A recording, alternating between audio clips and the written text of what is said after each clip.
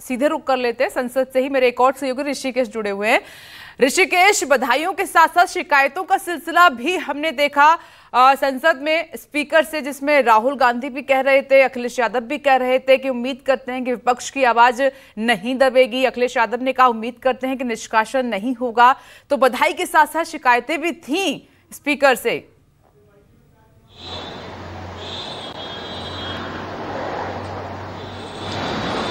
विपनेश, देखिए बिल्कुल शिकायतें थी और जो विपक्ष को कहना था, मैसेज देना था, वो मैसेज दे दिया गया है।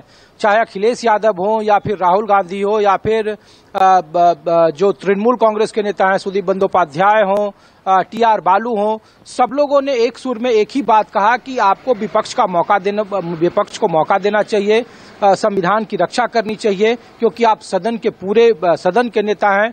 आपको सत्ता पक्ष पर भी उतने ही अंकुश लगाना चाहिए जितना विपक्ष पर लगाना चाहिए। लेकिन विपनेश, मैं अपने दर्शकों के लिए और आपके लिए भी एक जरूर बता दूं, जो आप पूछ रहे थे कि जो बोर्ड डिवीजन की नौबत क्यों नहीं आई, तो इसकी रूपरेखा विपनेश, कल जब यूपीए गठबंधन की बैठक चल रही थी, इंडिया गठबंधन की, मल्लिकार्जुन खड़गे के यहाँ, तो उस वक्त ही ये रणनीति तय हो गई थी। समाजवादी पार्टी के रामगोपाल यादव हो या फिर तृणमूल कांग्रेस ने कांग्रेस को उसी बैठक में कहा था कि हम बोर्ड डिवीजन की मांग नहीं करेंगे, क्योंकि बहुत सारे ऐसे सांसद हैं जिनका शपथ नहीं हुआ था। आज जो 7 सांसद थे, जिनमें से 3 या 4 तृणमूल कांग्रेस के थे और 2 या 3 सब विपक्ष के ही सांसद थे, तो ऐसे में नंबर्स कम थे।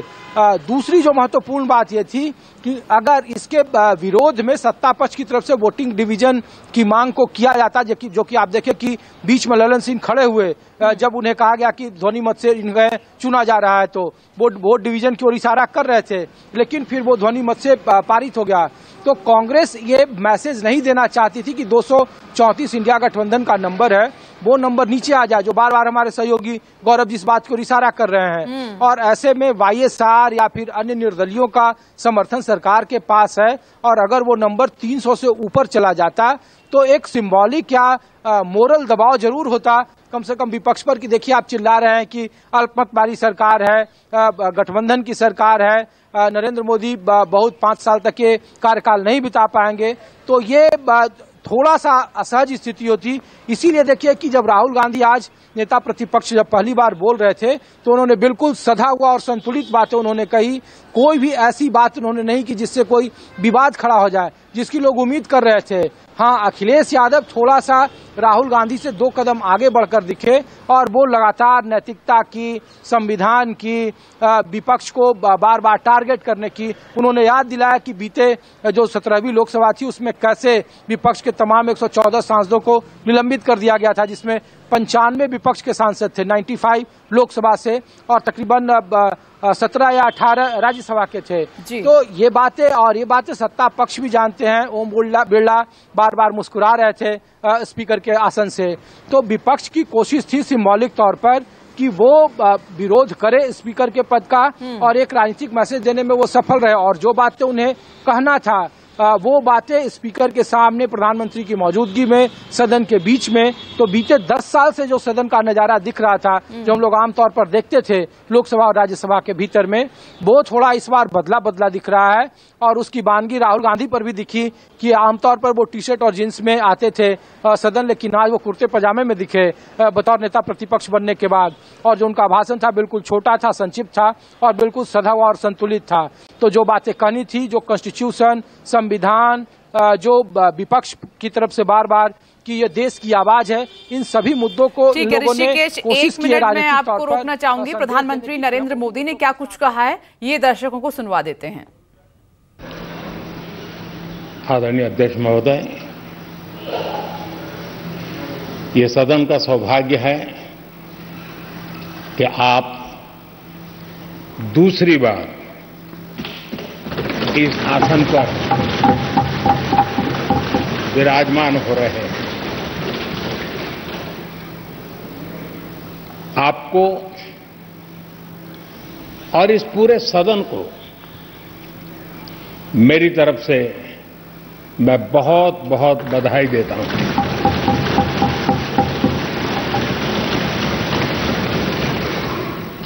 आदरणीय अध्यक्ष जी, मेरी तरफ से आपको शुभकामनाएं हैं, लेकिन इस पूरे सदन की तरफ से भी आपको अनेक अनेक शुभकामनाएं। अमृत काल के इस महत्वपूर्ण कालखंड में दूसरी बार इस पद पर विराजमान होना बहुत बड़ा दायित्व आपको मिला है और आपका 5 वर्ष का अनुभव और आपके साथ हम लोगों का 5 साल का अनुभव, हम सबका विश्वास है कि आप आने वाले 5 साल हम सबका मार्गदर्शन भी करेंगे और देश की आशा अपेक्षाएं पूर्ण करने के लिए ये सदन अपना दायित्व निभाने में आपकी बहुत बड़ी भूमिका रहेगी। आदरणीय अध्यक्ष जी, हमारे शास्त्रों में कहा गया है कि विनम्र और व्यवहार कुशल व्यक्ति सफल सहज रूप से होता है और आपको तो उसके साथ साथ एक मीठी मीठी मुस्कान भी मिली हुई है। आपके चेहरे को ये मीठी मीठी मुस्कान पूरे सदन को भी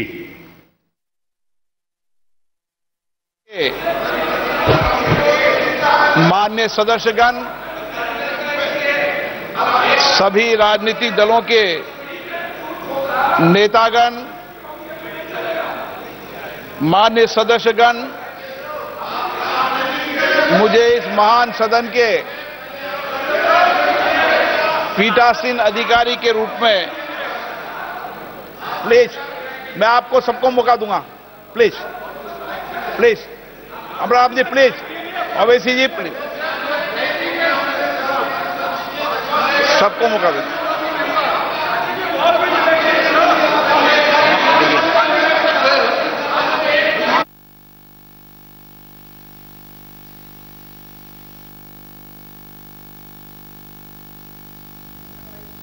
तो लोकसभा स्पीकर, बैठिए, एक मिनट बोलना, एक मिनट प्लीज, एक मिनट प्लीज, बैठिए प्लीज, बैठिए प्लीज।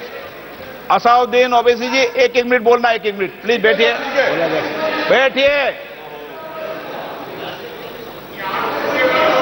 आपको नहीं बुलाया। माननीय सदस्यगण, जब स्पीकर सीट से खड़ा हो जाता है तो मैं माननीय सदस्यों को अवगत कराना चाहता हूं, वो बैठ जाया करें। ये मैं पहली बार कह रहा हूं, मुझे 5 साल कहने का अवसर नहीं मिलना चाहिए। असाउद्दीन ओवैसी जी।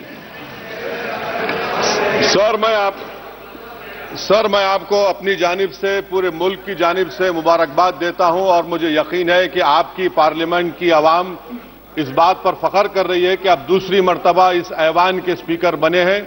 सर, आप इस हाउस के रिपोजिटरी है, कस्टोडियन है, मगर हकीकत यह है कि अक्सरियती जमात के पास नंबर है मगर उनके पास अक्सरियत की ताकत नहीं है। यहां अपोजिशन के पास अक्सरियत की आवाज भी है।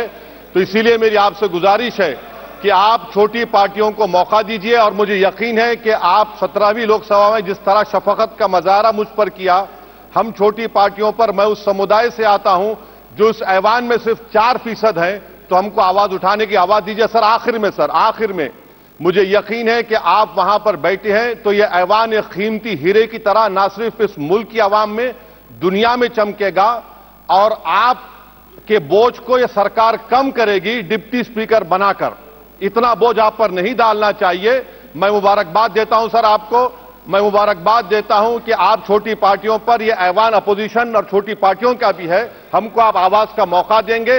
इस हाउस का कैरेक्टर बदल चुका है सर, इस हाउस का कैरेक्टर बदल चुका है।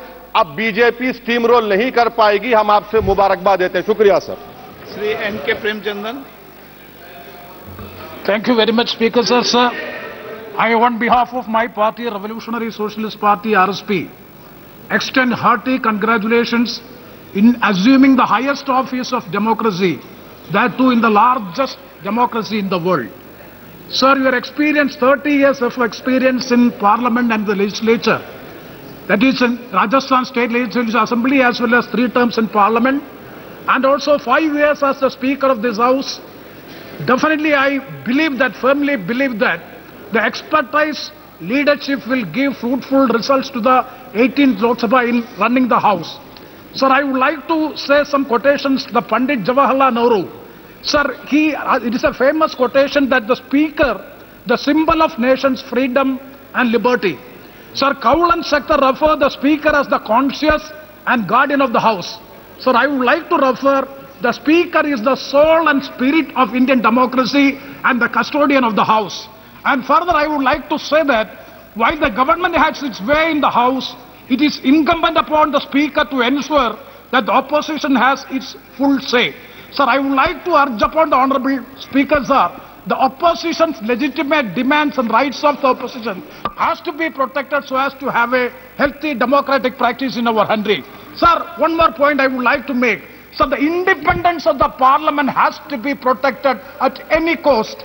Why I am saying this is, sir, we know that the separation of powers, judiciary, executive and legislature, is the essential ingredients, basic character of the Constitution.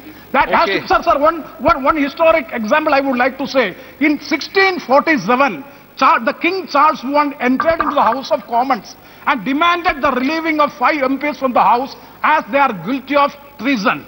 And what the then Speaker, William Lenthal, he was the Speaker of the House of Commons, what he said, I would like to quote and I will end. Sir, I would like to quote, "May it please your majesty, I have neither eyes to see nor tongue to speak in this place, but as the House is pleased to direct me, whose servant I am here, and I humbly majesty your pardon that I cannot give any other answer than this to what your majesty is pleased to," unquote. Sir, the Speaker of the House in 1647 not even succumbed to the pressure of the King Charles I, who has never cared of the Parliament.